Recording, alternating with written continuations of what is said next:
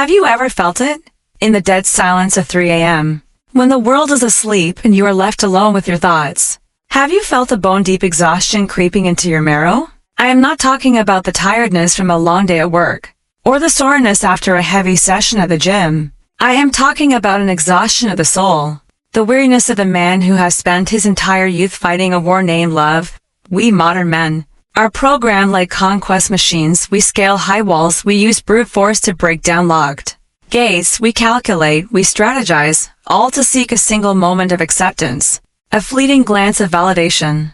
We bang our bloody fists against these doors, screaming for love, without realizing a brutal yet hopeful truth. And the truth is this: while you are busy battering down those cold stone walls, the main gate leading into the garden of her soul has been wide open for a long time. You are standing right in front of the woman who has silently chosen you. She has already handed you the golden key, but you are too busy with the noise in your head, too busy with the fear that you aren't enough, that you look right through her and miss the gift entirely. Today, I want to invite you on a different journey. We are not going to talk about cheap dating tricks or psychological manipulation. We are going to talk about an awakening. We are going to see the silent gate that 99% of men miss. This is a journey where you stop hunting and you start receiving. But before we walk through that gate together, I have an invitation for you. If you are tired of the superficial games, if you are ready to stop chasing ghosts and start attracting a deeper reality, make a commitment right now. Join this brotherhood of awakened men by hitting that subscribe button. Do not let this be just another video you watch and forget tomorrow. Make this moment the starting point of your own maturity. Are you ready? Good. Take a deep breath. Let's begin. Let's look at how we operate in love. We live in a culture that teaches men that romance is a conquest, that she is the prize, and you are the contestant. This mindset creates a massive blind spot, a fog that obscures reality. When you view yourself as a hunter, you become obsessed with surface-level signals. Your mind is constantly tight, like a drawn bowstring. Did she text back fast enough? Did she laugh at my joke? Why is she online but not replying? We collect these crumbs like trophies, stuffing them in our pockets to soothe our starving egos. But my brother, let me share with you a law of nature, a truth I call the gardener's paradox. Imagine a rosebud tightly closed. Can you force it to bloom by pulling the petals open with your fingers? If you do that, you will only hold crushed petals in your hand and you will have killed the flower. You cannot force beauty to appear. You can only create the environment, the soil, the water, the sunlight for that flower to bloom willingly. Most men out there are trying to pull the petals. They are looking for validation instead of seeing the investment. Validation is cheap. It is loud and flashy, a polite smile, a flirty text at midnight that is just noise. But true investment, it is silent. It is as deep as the ocean. When a woman truly chooses you, she doesn't play tag. She performs the bravest act a human being can perform. She lowers her weapons. She takes off the armor she has worn for years to protect her heart. She allows herself to be weak in front of you, and if you are still in the mindset of a hunter, you will mistake that sacred weakness for a burden, or worse, you will be completely blind to it. Close your eyes for a moment. Imagine a woman's soul as a fortress.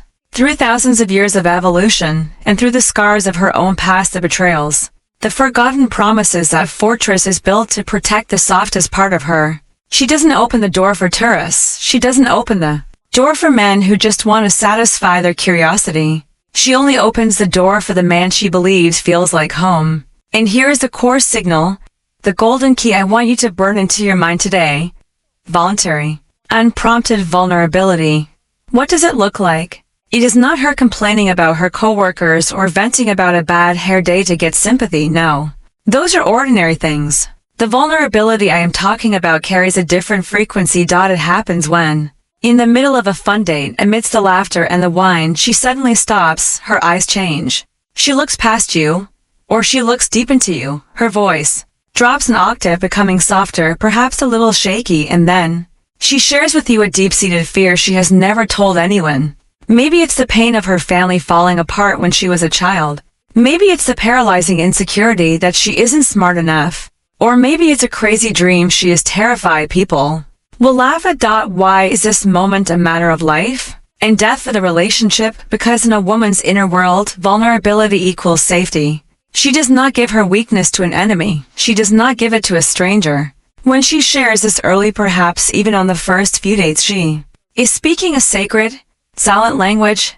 I feel safe with you. I am placing my naked heart in your hands to see if you will cherish it or crush it. This is not a test for you to pass or fail. This is a gift, a priceless gift. But tragically, most men, because they are too busy worrying if they are alpha enough, accidentally kick that gift into the shadows. They deflect with a joke, they look away, or they try to change the subject because they feel awkward. To understand why we react so poorly and how to fix it, we need to go deeper into a concept I call the law of emotional resonance. The universe operates on vibration. In a relationship, you only receive what you truly emit from within, not what you say with words. When she offers you her vulnerability, she is broadcasting on a very high, subtle frequency, the frequency of trust. But look inside yourself at that moment. If your internal world is chaotic, full of insecurity, full of the need to prove yourself, you cannot resonate with that frequency of trust. The two frequencies are out of phase, and they create static. I remember an image of my father, a memory that defined manhood for me. He was a man of few words, with calloused hands and a weather-beaten face. One stormy afternoon, my mother received terrible news from her hometown. She collapsed onto a chair, tears streaming down her face, a nameless grief that no words could describe.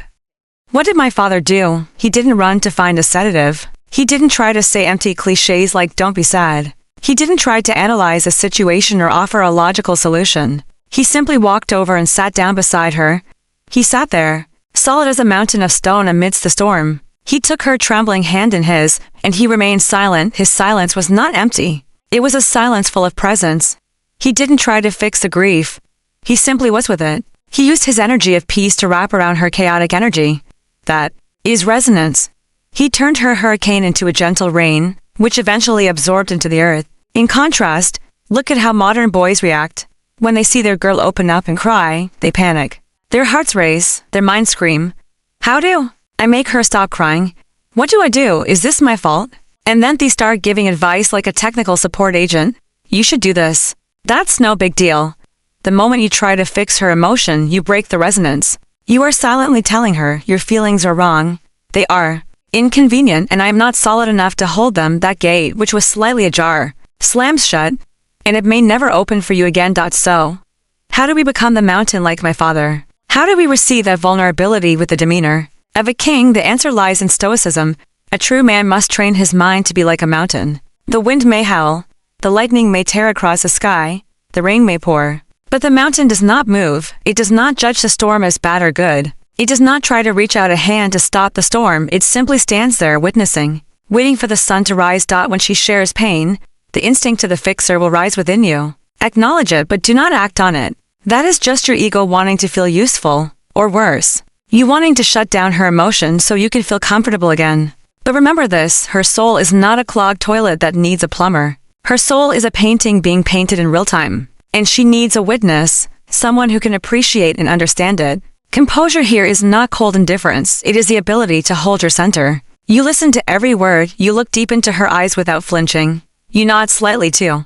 Validate that her pain is real, that it is worthy of respect.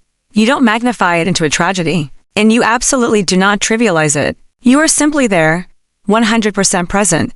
When you do this, a miracle happens. You stop being just a boyfriend or a lover.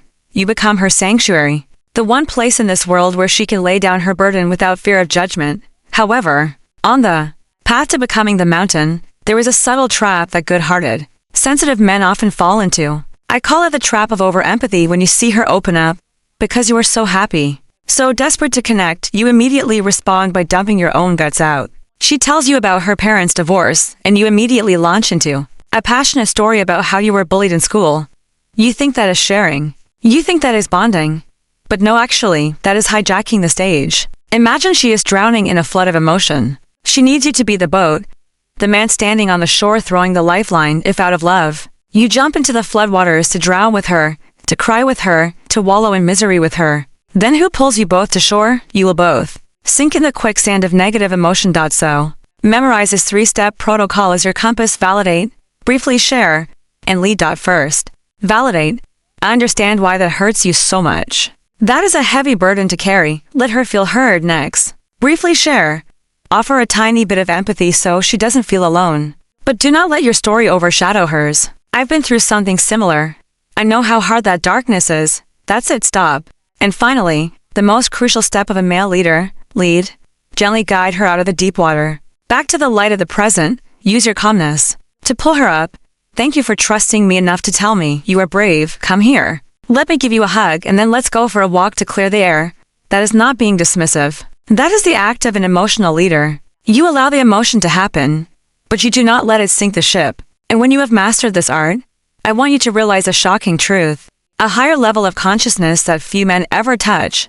When a woman shares the dark corners of her soul with you early on, it means that in her mind you have already won. She has quietly categorized you as partner potential, as a special one, not the casual friend. But the tragedy is, most men fail at exactly this moment of victory. Why? Because they don't believe they have won. They suffer from imposter syndrome in love. They keep selling when the customer has already signed the contract. They keep trying to impress, keep bragging, keep worrying. It is that insecurity, that extra effort, that kills the attraction. It is like a king sitting on his throne. When a peasant offers a precious gift, does the king run down, panic, and ask, is this real? Why me? Do I deserve this? No. He smiles, nods, and accepts it with grace and composure. Receive her affection and trust with the demeanor of a king. You don't need to prove anything anymore. You just need to maintain the integrity, the strength, and the warmth that got you to this position. Quiet confidence is the most powerful aphrodisiac to a woman. Finally, I want you to raise your vision higher. Do not look at relationships merely as a place to find happiness or satisfy desire. Look at relationships as a spiritual practice. The woman in front of you, with all her wounds, her tears, and her radiant smiles, is a mirror reflecting your own soul. She is your greatest teacher. If you find yourself annoyed or angry when she cries, ask yourself, what part of me is afraid of weakness? Why do I reject my own emotions? If you find yourself wanting to run away when she talks about commitment or the future, ask yourself, what responsibility in my own life am I avoiding? Am I afraid of growing up? When you learn to accept the silent gate, her vulnerability, you are not just opening the door to her heart, you are learning to open the gate to your own heart. You are learning to face the deepest parts of yourself. You become a more complete man, deeper, more compassionate, and that, my brothers, is the ultimate purpose of love. Not to possess a beautiful woman as an ornament, but through that love you evolve into the greatest version of yourself. Before we part ways in this video, I want to give you a practice tool, a small but powerful exercise I call the 3 seconds of presence. The next time you are talking to a woman or anyone important to you, practice this when they finish speaking, especially after they share something emotionally heavy. Do not answer immediately. Stop. Create a sacred silence for exactly 3 seconds. In those 3 seconds, relax your clenched jaw, breathe gently into your lower belly, and look deep into their eyes. Do not think of a perfect comeback. Do not search your brain for something cool to say. Simply observe the emotion hanging in the space between you two. Let the silence do the work. That silence is where the true connection happens. That is where you tell their soul, I am here. I hear you. I see your pain. And you are safe with me. Try this, and you will see the energy of the conversation shift magically. Life is a series of constant choices. You can continue to bang your head against cold stone walls, continue playing dating games that leave you exhausted.